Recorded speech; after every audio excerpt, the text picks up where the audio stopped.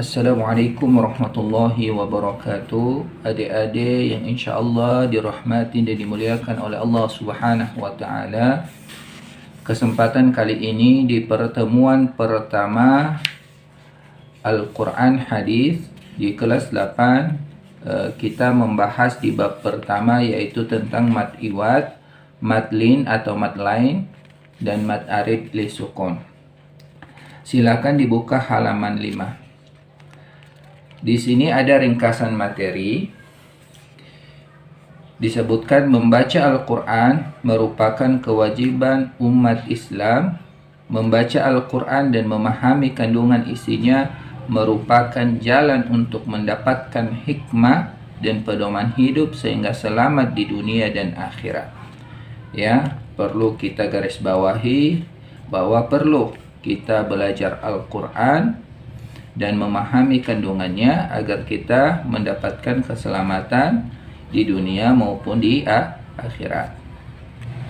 Membaca Al-Quran harus sesuai dengan kaidah-kaidah ilmu tajwid, yaitu ilmu yang mempelajari tata cara membaca Al-Quran dengan baik dan benar. Ilmu tajwid membahas hukum-hukum bacaan yang terdapat di dalam Al-Quran sehingga memudahkan umat Islam untuk membaca bahasa dalam ilmu tajwid. Antara lain hukum bacaan mad. Mad adalah memanjangkan bacaan lebih dari biasanya. Nah, di materi berikut ini menjelaskan tentang hukum bacaan yang berhubungan dengan waqaf. Apa saja yang kita bahas di materi di pertemuan pertama ini, yaitu mad iwad, dan kemudian nanti dilanjut dengan mad lain atau mad lin, dan kemudian mad arid li sukun. Nah, bukan hanya sekedar saja kita membaca Al-Quran asal-asalan, tapi kita harus memperhatikan hukum-hukum bacaan Al-Quran, yaitu yang disebutkan yaitu tajwid. Nah, tolong dilihat bagian A, mad iwad. Di sini ada keterangannya. Secara bahasa, mad artinya yaitu memanjangkan. Sedangkan iwad artinya pengganti. Ya, iwad artinya pengganti. Secara istilah, mad iwad adalah memanjangkan bacaan-bacaan di dalam Al-Quran karena ada fatahain. Ya, tahu kan fatahain? Ya, ada fatahain, ada kasratain, dan ada domatain. Ya, itu disebutkan yaitu tanwin. Ya, tanwin. Tapi yang disebutkan mad iwad ini yaitu yang berharokat fatahain. Di sini disebutkan mad iwad ini jatuh pada akhir kalimat atau di waqaf, ya, atau tempat yang diwaqafkan. Adapun yang diganti dalam hukum bacaan mad iwad adalah fatahain yang diikuti huruf alif di akhir kalimat. Cara membaca mad iwad adalah dipanjangkan satu alif atau dua harokat atau dua ketukan, ya. Satu alif itu berarti dua harokat, ya. Berarti apa tanda mad iwad? Yaitu kalau misalnya kita membaca Al-Quran, di akhir ayat tersebut, ya, ada fatahain kemudian diikuti dengan alif, maka itu disebutkan mad iwad, mad pengganti. Berarti tidak baca fatahainnya, tapi kita baca seperti kasroh biasa, fathah biasa, tapi dipanjangkan satu alif atau dua harokat atau dua ketukan. Misalnya contoh di surat Al-Adiyah, di sini disebutkan wal 'adiyati dhabha, ya, bukan dhabh atau dhabhan, tapi dhabha, ya, panjang sampai dua harokat atau dua ketukan. Bisa juga kita buka surat Al-Muzammil. Di surat Al-Muzammil ini sangat banyak sekali contoh dari mad iwad. Di sini langsung Bapak contohkan saja di surat Al-Muzammil. A'udzu billahi minasy syaithanir rajim.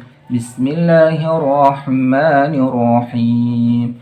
Ya ayyuhal muzammil qumil laila illa qalila. Ya illa qalila. Ya, karena itu ada mad iwad. Nisfahu awin qus minhu qalila. Ya, bukan bacanya qalilan, tapi qalila, yaitu mad arid, mad iwad. Au zid alaihi warattilil qur'ana tartila. Inna sanulki alaika qawlan thaqila. إن ناشئة الليل هي أشد وطعا وأقوم قيلا إن لك في النهار سبحا طويلا واذكر اسم ربك وتبتل إليه تبتيلا رب المشرق والمغرب لا إله إلا هو فاتخذه وكيلا. Ya, berarti di akhir ayat yang ada fatatain kemudian diikuti dengan alif, itu mad iwad. Nah, sampai akhir ayat. Nah, di sini juga disebutkan setiap akhir kalimat dalam surat Al-Muzammil mulai dari ayat kedua sampai ayat 19 adalah hukum bacaan mad iwad. Cara membacanya hanya fathah, ya, berarti yang fathatain diubah dengan fathah biasa, yaitu hukum bacaan tanwinnya dihilangkan dan dipanjangkan menjadi 2 harokat atau 2 alif, atau bisa juga disebutkan 2 ketukan. Ya, apa saja misalnya tadi qalila, ya, kemudian tartila, kemudian thaqila, qila, tawila, kemudian tabtila, wakila, jamila, wajahima, alima, mahila, rasula, wabila, shiba, maf'ula, sabila. Ya, itu adalah contoh-contoh dari mad iwad, yaitu mad pengganti yang diikuti dengan huruf alif, ya. Kalau selain itu gimana? Berarti kalau misalnya kasroh atau dhammatain, berarti itu tidak disebutkan mad arid, mad iwad. Mohon maaf sekali, mad iwad. Oke, baik. Di pertemuan berikutnya Bapak berikan tugas di surat An-Naba dari ayat 1 sampai ayat 20. Silakan di situ dicari hukum bacaan mad iwad, kemudian dikerjakan di buku tugas, kemudian nantinya difotokan dan dikirim jawabannya di aplikasi e-learning di K13. Ya, terima kasih banyak untuk pertemuan kali ini. Kalau ada yang ditanya boleh di komen di kolom komentar, dan apa yang belum jelas boleh ditanyakan ke Bapak langsung. Terima kasih dari Bapak, kurang lebihnya mohon maaf. Assalamualaikum warahmatullahi wabarakatuh.